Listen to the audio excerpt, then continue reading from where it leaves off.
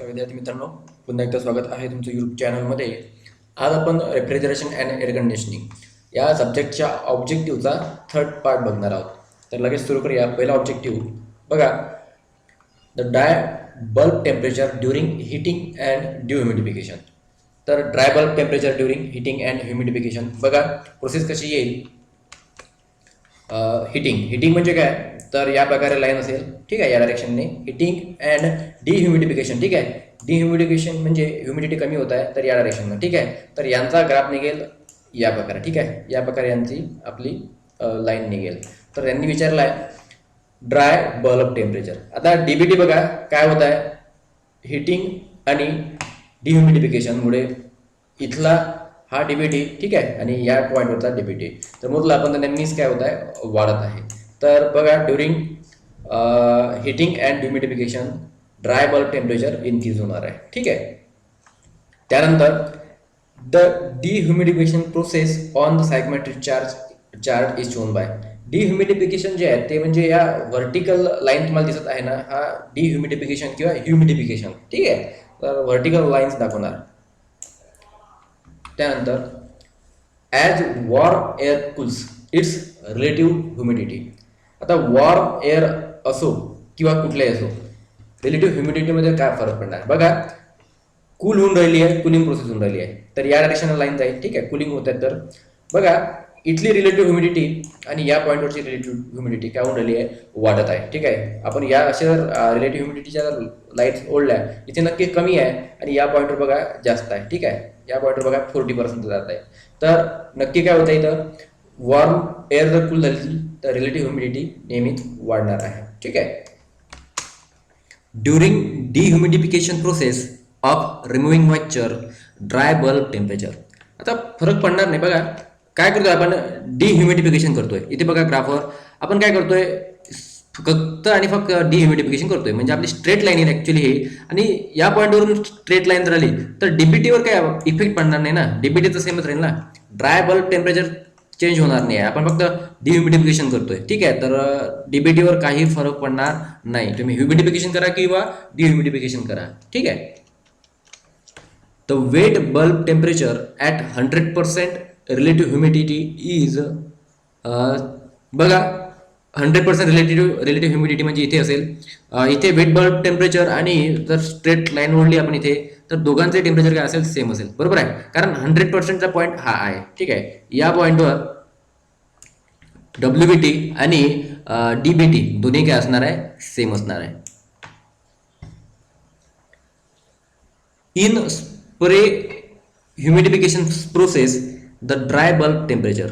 ठीक आहे, spray humidification process आहे, फक्त आपल्याला स्प्रे करायचा आहे तिथे काय तो कमी होतो. ठीक आहे, तर नेहमीच काय होणार आहे, कमी होणार आहे.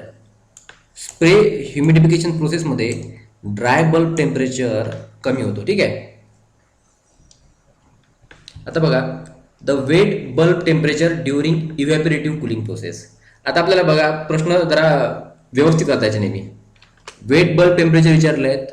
ठीक आहे, ड्युरिंग इव्हॅपोरेटिव्ह हा पॉईंट इथे महत्वाचा ठरतो. इव्हॅपोरेटिव्ह कुलिंग म्हटलाय. इव्हॅपोरेटिव्ह कुलिंग म्हणजे एन्थाल्पी यांचा सेम असतो. ठीक आहे, एन्थाल्पी हे बघा ही लाईन दाखवते इव्हॅपोरेटिव्ह कुलिंग. ठीक आहे, डायरेक्ट इव्हॅपोरेटिव्ह कुलिंग. यावेळेस बघा इथं एन्थाल्पी असणार आहे, सेम असणार आहे, आणि एन्थाल्पीच्या लाईन्स आणि ह्याच लाईन कशा असतात, डब्ल्यूबीटीच्या लाईन असतात. ठीक आहे, वेट बल्ब टेम्परेचर म्हणजे during evaporative cooling process wet bulb temperature remains same. ठीक आहे, डब्ल्यूबीटी चेंज होणार नाही. त्यानंतर बघा, wet bulb temperature during sensible cooling. आता इथे बघा सेन्सिबल कुलिंग शब्द वापरलाय. तर सेन्सिबल कुलिंग म्हणजे काय, सरळ सरळ काय कुलिंग होत आहे. ठीक आहे, ही झाली लाईन सेन्सिबल कुलिंगची. आणि डब्ल्यूबीटी नेहमी जर आपण चेक केला तर डब्ल्यूबीटी काय होत आहे, कमी होऊन राहिला आहे. कारण बघा हा डब्ल्यूबीटी, ही झाली लाईन डब्ल्यूबीटीची, इथला डब्ल्यूबीटी आणि या पॉईंटवरचा डब्ल्यूबीटी. ठीक आहे, इथे काय होत आहे, कमी होऊन राहिला आहे. ठीक आहे, डिक्रीजेस. त्यानंतर for summer air conditioning the relative humidity should not be less than.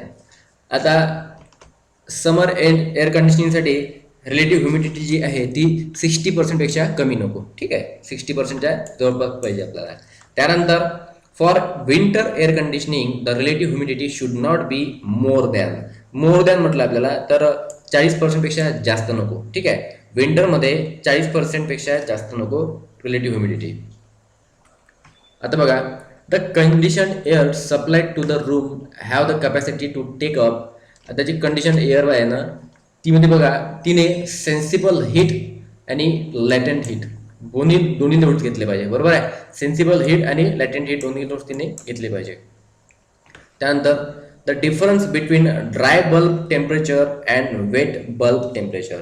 तर ही बघा, याला म्हणतात वेट बल्ब डिप्रेशन. ठीक आहे, ड्राय बल्ब टेम्परेचर आणि वेट बल्ब टेम्परेचर याच्यातील डिफरन्स म्हणजे वेट बल्ब डिप्रेशन. ठीक आहे. त्यानंतर बघा, the process generally use in winter air conditioning to warm and humidifying the air is called.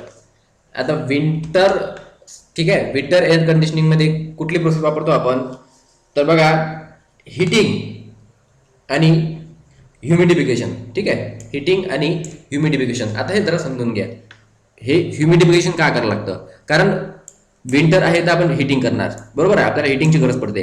आणि ह्युमिडिफिकेशन का करावं लागतं, कारण तुम्हाला माहित असेल आपली स्किन काय होतं, फाटते. बरोबर आहे, म्हणजे आपण व्हॅसलिन वगैरे लावतो. का लावतो, कारण ते मॉइश्चर कमी होऊन जातं, त्यामुळे आपण काय करतो, व्हॅसलिन वगैरे लावतो शरीराला. म्हणून विंटरमध्ये ह्युमिडिफिकेशन करावं लागतं. ठीक आहे, तर आता तुमच्या लक्षात आलं असेल का विंटर सिस्टीम कुठल्या प्रकारची राहते, हिटिंग आणि ह्युमिडिफिकेशन. आता बघा, a mixture of dry air and water vapour when the air has diffuse the maximum amount of water vapour into it is called. काय करताय, एअरने डिफ्यूज केलाय maximum amount of water vapour, तिला काय म्हणणार आपण, सॅच्युरेटेड एअर. ठीक आहे, म्हणजे तिची जितकी कपॅसिटी आहे तितकं तिनं काय घेतलाय, वॉटर वेपर स्वतःमध्ये सामावून घेतलाय, त्यालाच म्हणायचं सॅच्युरेटेड एअर. ठीक आहे. The temperature of air recorded by the thermometer when it is not affected by the moisture present in it, तर इट इज कॉल्ड, तर त्याला काय म्हणणार आपण, ड्राय बल्ब टेम्परेचर. ठीक आहे, साध्या, आता हे टेक्निकल लँग्वेज झाली, परंतु सरळ सरळ साध्या थर्मामीटरने जर आपण टेम्परेचर मोजलं तर त्याला म्हणतात ड्राय बल्ब टेम्परेचर. ठीक आहे, या प्रकारे समजा थर्मामीटर असेल, याच्या समोर बघा एक मर्क्युरीसाठी एक, ठीक आहे, तिथे एक त्याला पॉईंट असतो. या पॉईंटवर जर समजा आपण कापड गुंडाळला, ठीक आहे, एखादा वेट क्लोथ गुंडाळला आणि टेम्परेचर मोजलं तर ते असेल वेट बल्ब टेम्परेचर. ठीक आहे, आणि जे आपण साध्या रेकॉर्ड म्हणजे साध्या थर्मामीटरनं मोजलं तर ते असेल ड्राय बल्ब टेम्परेचर. आता बघा, in a vapour compression system the condition of refrigerant before entering the compressor is. आता बघा, कॉम्प्रेसरच्या आधी जाण्याकरता त्या वेपरची कंडिशन कशी असते, ठीक आहे, त्या रेफ्रिजरंटची ऍक्च्युली. तर बघा, एक सांगतो तुम्हाला, कॉम्प्रेसरमध्ये जर वेट वेपर गेल्यात तर कॉम्प्रेसर खराब पडतं. ठीक आहे, कॉम्प्रेसर खराब होऊन जाईल, म्हणून आपल्याला वेट तिथे वेपर नको. ठीक आहे, हे पॉईंट लक्षात ठेवा. आपल्याला पाहिजे सॅच्युरेटेड नको, लिक्विड तर पाहिजेच नाही. ठीक आहे, आपल्याला कसं पाहिजे, आपण काय करणार इथे बघा, सुपर हिटेड वेपरचा उपयोग करणार. ठीक आहे, लिक्विड तर पाहिजेच नाही ना, लिक्विडने तर खराब होऊन जाईल कॉम्प्रेसर, तर इथे वेट वेपर सुद्धा नको, वेट वेपरने खराब होऊन जातं, म्हणून इथे as a option super heated vapour लागेल आपल्याला. ठीक आहे. त्यानंतर इन अमोनिया हायड्रोजन रेफ्रिजरेटर. ठीक आहे, अमोनिया हायड्रोजन रेफ्रिजरेटर मध्ये आपण काय करतो, आपण काय होतं यामध्ये बघा, अमोनिया इव्हॅपोरेट होऊन जातो इन हायड्रोजन. ठीक आहे, अमोनिया काय होतो, इव्हॅपोरेट होतो हायड्रोजन मध्ये. त्यानंतर बघा, the boiling point of ammonia is, actual question आहे, तर -33.3 डिग्री सेंटीग्रेड हा असेल अमोनियाचा बॉइलिंग पॉईंट. ठीक आहे, इकडे बघा, एक असतो बॉइलिंग पॉईंट, ठीक आहे, एक असतो फ्रीजिंग पॉईंट आणि तिसरा पार्ट येतो क्रिटिकल प्रेशर. ठीक आहे, तीन गोष्टी एक्झाम मध्ये विचारू शकतात. जे मोस्ट कॉमन रेफ्रिजरंट आहे त्यांचा म्हणजे त्यांची तुम्ही माहिती ठेवून द्या. ठीक आहे. Which of the following refrigerant is highly toxic and flammable. Highly toxic आणि फ्लेमेबल कुठलं असणार आहे, तर अमोनिया. ठीक आहे, हायली टॉक्सिक आहे आणि फ्लेमेबल आहे. त्याच्यानंतर सबकुलिंग इन अ रेफ्रिजरेशन सायकल.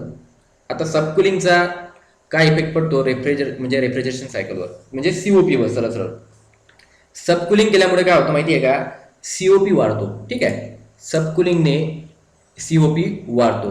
हे लक्षात ठेवा, ठीक आहे. त्यानंतरचा पॉईंट, ॲक्च्युली हा पॉईंट जो आहे हा क्वेश्चन खूप मोठा इलॅबोरेट करावा लागेल, म्हणजे खूप वेळ लागेल त्याला, कारण तो सबकुलिंग वगैरे डायग्राम वगैरे काढून. त्यामुळे तुम्ही इतकं लक्षात ठेवा की सबकुलिंगमुळे काय होतं, सीओपी वाढतो, ठीक आहे. सुपर हिटिंग असतं, सबकुलिंग असतं, तर सबकुलिंगमध्ये नेक्स्ट लेक्चरमध्ये मी तुम्हाला हे समजून सांगेन. Okay. The highest temperature during the cycle in a vapour compression system occurs at. आता हायेस्ट टेम्परेचर कुठे होणार आहे पूर्ण आपल्या व्ही ते म्हणजे वेपर कॉम्प्रेशन सायकलमध्ये. तर हायेस्ट टेम्परेचर जे आहे ते कॉम्प्रेशनमध्ये, ठीक आहे. हायेस्ट टेम्परेचर कुठं सापडेल आपल्याला, कॉम्प्रेशनच्या वेळेस, ठीक आहे. म्हणजे कॉम्प्रेशन नंतर किती काय होणार आहे, हायेस्ट टेम्परेचर, ठीक आहे. Highest temperature during after compression, ठीक आहे. थँक्यू विद्यार्थी मित्रांनो.